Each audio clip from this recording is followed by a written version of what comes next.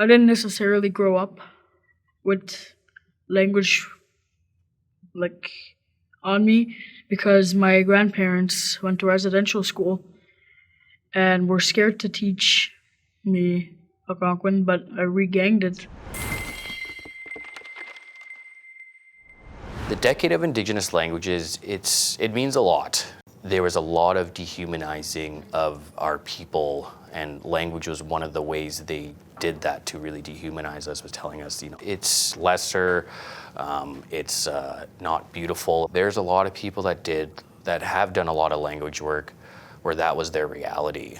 And they're grown up where, they were told you don't speak this and you can't speak this, but they knew the importance of it, and they knew that language and culture, they are mirror reflections of each other, and that the language is the people. I think the decade offers an opportunity to revitalize, rematriate, learn, promulgate languages, disseminate them.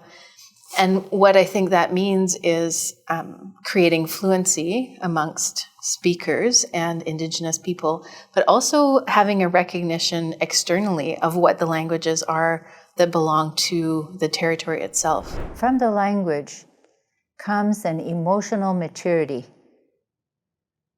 that can only be contained in the Indigenous language. In the colonizer's language, there's just so much that's left out in terms of emotion, in terms of how you should be. The way of being is to realize that you're only one of many, and that you should always work together.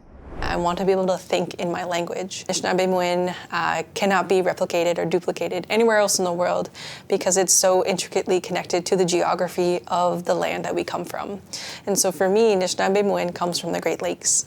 It comes from that woodland region. And so when I think about how important it is for me to be able to think in Anishinaabe-Métis, it also reinforces the notion that I need to become fluent. It reinforces the importance of having that language as the foundation of my knowledge base. After all these hundreds and hundreds and hundreds and hundreds of years of people being colonized and losing their languages, finally, I think the world realizes that there are Indigenous languages and that every one is of value.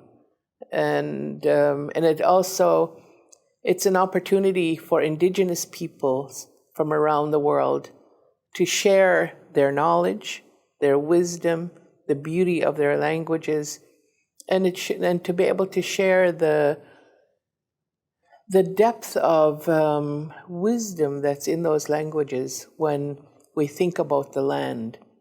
And because of the current state of the lands of this planet, we need to be able to help the planet. We need to help the earth to rebuild itself.